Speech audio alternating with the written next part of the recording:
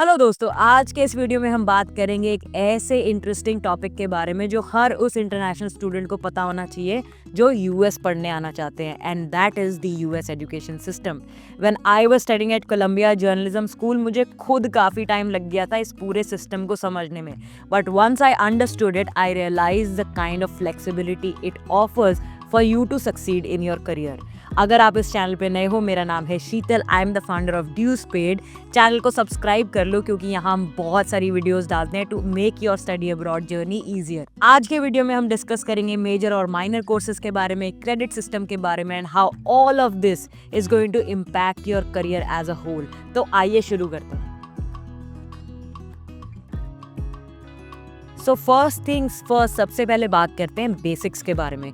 Unlike the Indian education system, US का जो education system है वो क्रेडिट बेस्ड होता है, ना कि मार्क्स बेस्ड। इसका मतलब ये है कि हर एक सब्जेक्ट और कोर्स का एक स्पेसिफिक वेटेज या एकेडमिक वर्कलोड होता है जो कि क्रेडिट्स में मेजर होता है। For example, when I was studying at Columbia journalism school, मेरे एमए प्रोग्राम को कंप्लीट करने के लिए किसी भी स्टूडेंट को 36 क्रेडिट्स के कोर्सेज लेने पड़ते थे टू ग्रेजुएट। और ये क्रेडिट सिर्फ एक या दो कोर्सेज में डिवाइड नहीं होते हैं, ये अक्रॉस सेमेस्टर्स डिवाइड होते हैं in core courses, elective courses, your thesis projects and everything else that is offered to you. जैसे रिपोर्टिंग और राइटिंग के जो मेन कोर्सेज होते थे वो तो कोलंबिया जर्नलिज्म स्कूल में पढ़ाए जाते थे, but students were also allowed to take other elective courses in other schools of the university, जैसे कि पब्लिक हेल्थ, क्रिएटिव राइटिंग या फिर social media and human rights. तो मैंने ह्यूमन राइट्स को अपने इलेक्टिव कोर्स की तरह यूज किया था, and I got a lot of insights into how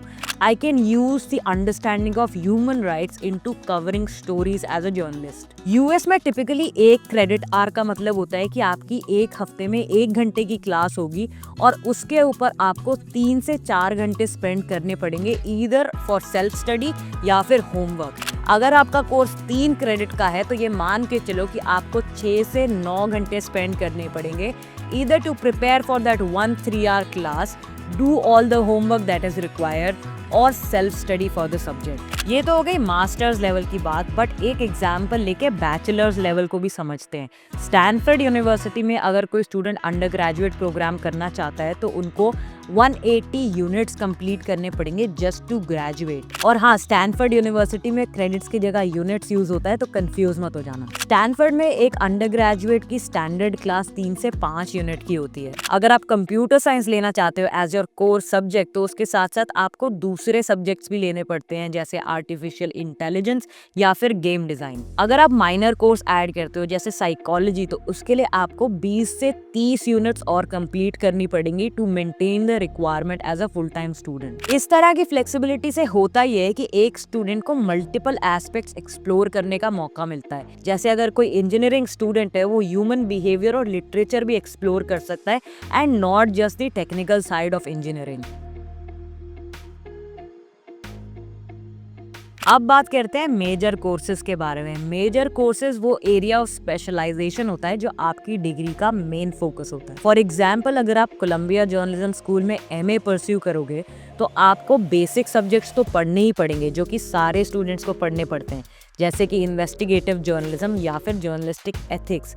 लेकिन उसके साथ साथ अगर आप एक स्पेसिफिक बीट जर्नलिस्ट बनना चाहते हो तो आप वो भी कर सकते हो by choosing a specialization of either arts and culture reporting, science reporting और बिजनेस एंड इकोनॉमिक्स रिपोर्टिंग। अब एक एग्जाम्पल लेके समझते हैं कि स्पेशलाइजेशन आपके करियर को कैसे इम्पैक्ट कर सकता है। तो एग्जाम्पल लेते हैं यूनिवर्सिटी ऑफ मिशिगन का master of public health program. यहाँ पे आपके पास 2 स्पेशलाइजेशन है चूज करने के लिए, या तो एपिडेमियोलॉजी या फिर ग्लोबल हेल्थ मैनेजमेंट। अगर आप एपिडेमियोलॉजी चूज करते हो एज योर स्पेशलाइजेशन तो कोर्स वर्क आपको डेटा एनालिसिस के साथ साथ डिजीज पैटर्न्स को भी स्टडी करने के लिए प्रिपेयर करेगा, जिससे आपके लिए बहुत सारे रोल्स ओपन अप हो जाएंगे in research organisations and government public policy में।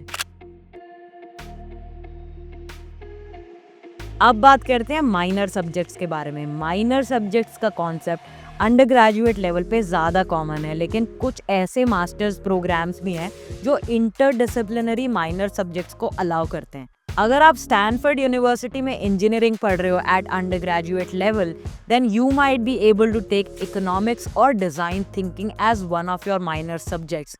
इससे होगा ये कि आप अपनी टेक्निकल नॉलेज को बिजनेस या फिर क्रिएटिविटी से कॉम्प्लीमेंट कर सकते हो। माइनर सब्जेक्ट्स का बेसिक पर्पस ये होता है कि आपकी डिग्री को और वर्सेटाइल बनाएं और आपके स्किल सेट को ब्रॉडन करें।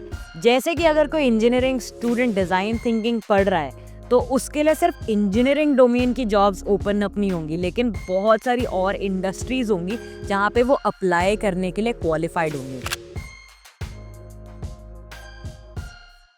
यूएस यूनिवर्सिटीज का एक और इंटरेस्टिंग कंपोनेंट है जो अब इंडिया में भी धीरे धीरे आ रहा है, and that is the concept of dual degrees. जैसे हार्वर्ड यूनिवर्सिटी का JD-MPB प्रोग्राम, जिसमें आप साइमल्टेनियसली लॉ और पब्लिक पॉलिसी पढ़ सकते हो। By the time you graduate this program you will have expertise in 2 different domains, and that is law and public policy. ये program ना सिर्फ आपको लीगल फर्म्स में करियर के लिए प्रिपेयर करेगा, but it can also open up doors for you in government's public policy domain. Dual degrees are a little demanding when it comes to time, money and resources, but if you manage it well, it can really be a game changer for your career. US universities के masters में एक और interesting component होता है, and that is the capstone project. ये ऐसा project होता है जिसमें आप अपनी सारी लर्निंग्स को रियल टाइम में अप्लाई करते हो। जैसे कोलंबिया जर्नलिज्म स्कूल में आपको एक कैपस्टोन प्रोजेक्ट के तौर पे एक पब्लिशेबल स्टोरी प्रोड्यूस करनी होती है which uses all the skills that you have learned throughout your semesters. For a journalist, applying everything that you have learned in the class to produce a publishable story is a great example of how academic learning meets the real world. Similarly, John Hopkins University के Master of Public Policy program में students को capstone project के तौर पे एक real world issue को solve करना होता है। जब स्टूडेंट्स इस तरह का प्रोजेक्ट परस्यू करते हैं तो उनको फील्ड एक्सपीरियंस के साथ साथ एक मौका मिलता है to connect with the industry leaders. And honestly, these connections can really go a long way in boosting your career prospects.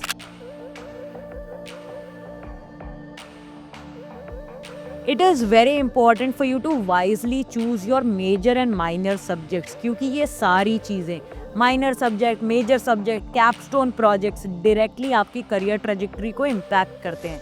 For example, अगर आप UC बर्कली से डेटा साइंस प्रोग्राम परस्यू कर रहे हो लेकिन आपके इलेक्टिव कोर्सेज में आपने मशीन लर्निंग जैसे हाई एंड सब्जेक्ट्स लिए हैं, तो आप किसी भी टॉप टेक कंपनी में अप्लाई कर सकते हो, because these are the skills that employers are looking for. तो दोस्तों, यूएस एजुकेशन सिस्टम का ये यूनिक फ्रेमवर्क आपको एकेडमिक और करियर ग्रोथ के बहुत सारे चांसेस देता है। जस्ट बिकॉज ये सिस्टम फ्लेक्सिबल है, इसका मतलब ये नहीं है कि ये आसान है। You still have to make really wise choices when it comes to all the subjects that you take and the courses you pursue, and a little guidance never hurt anybody. इसीलिए हमने एक गूगल फॉर्म का link इस video के description में डाला है, जिसमें आप अपनी स्पेसिफिक क्वेरीज हमें भेज सकते हो, and we'll make sure that you get the help you deserve. अगर आपको ये वीडियो अच्छा लगा तो लाइक करो और चैनल को सब्सक्राइब भी कर लो, so that you don't miss out on any other video that makes your study abroad journey easier. Comments में मुझे ये भी बताओ कि आपके क्या प्लान्स हैं यूएस जाने के। Till then, stay safe, stay healthy and keep paying your dues for a better tomorrow.